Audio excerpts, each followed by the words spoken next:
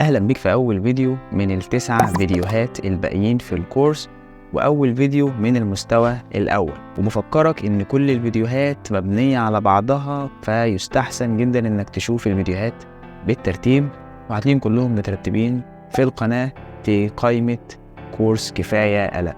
في الفيديو ده هكلمك عن إزاي القلق مش هو نفسه المشكلة، وهقولك أنا بشوف المشكلة بتكون فين بالظبط. أولا، كل المشاعر مفيدة، مفيش حاجة اسمها مشاعر حلوة ومشاعر وحشة. كل المشاعر بتخدم رسائل من عقلك. الشعور هو الطريقة اللي عقلك بيشوف بيها الواقع أو بيشوف بيها الموقف. فالقلق هو مجرد رسالة من عقلك بيقولك فيها خلي بالك ممكن يكون فيه خطر. وده أول وهم احنا محتاجين إننا نتخلى عنه عشان نقدر نوصل للنتيجة بتاعتنا من الكورس ده، إن احنا نحول القلق لإحساس من السلام والطمأنينة. والوهم ده هو إن الموقف الخارجي هو اللي بيخلق أو اللي بيسبب الشعور، ولكن في الحقيقة إن العقل هو اللي بيخلق الشعور بناء على الطريقة اللي بيشوف بيها الموقف أو تفسيره للموقف. وهو بيعمل كده، عقلنا بيعمل كده من خلال المعلومات اللي عنده والبرامج الموجودة فيه والحاجات اللي هو عارفها. وطبعا كل ده بيتم بشكل لا واعي، يعني بدون وعي مننا.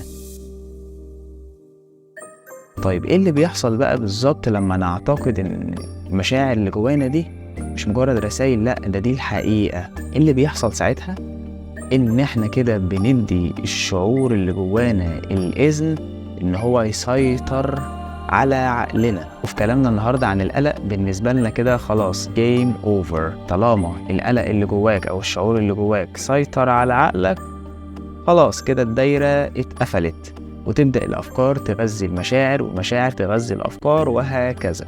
احنا بنسمي الحالة دي كلها على بعضها كده قلق او خوف.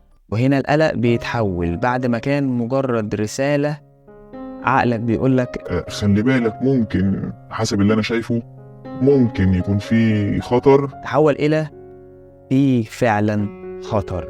وطبعا لما احنا نصدق في الحقيقة دي في خطر، هنفضل عايشين في حالة من السعادة مثلا؟ اكيد لا، هنعيش في خوف وفي قلق مستمر ودائم. هل عقلك هيسيبك ترتاح وتعيش في اللحظة؟ أكيد لأ. ليه؟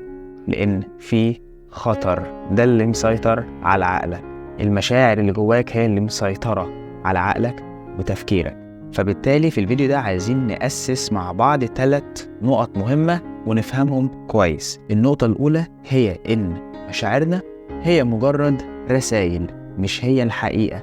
النقطة التانية هو إن مشاعر القلق والخوف مش هي في حد ذاتها المشكلة، ولكن المشكلة بتبدأ لما نسمح للمشاعر دي إنها تطلع وتسيطر على عقلنا بعد ما احنا نؤمن إن خلاص مشاعرنا دي حقيقية، هي دي الحقيقة وهي دي الواقع. النقطة الثالثة حبيب قلبي والأخيرة هي إن الموقف مش هو اللي بيسبب لك الشعور بشكل مباشر، ولكن عقلنا اللي بيخلق الشعور عن طريق رؤيته للموقف أو بناء على تفسيره للموقف. علشان كده انت اكيد شفت في حياتك موقف بيحصل لشخصين، الاتنين في نفس الظروف، بس كل واحد فيهم بيستجيب للموقف بشكل مختلف. واحد كان فرحان والتاني كان زعلان.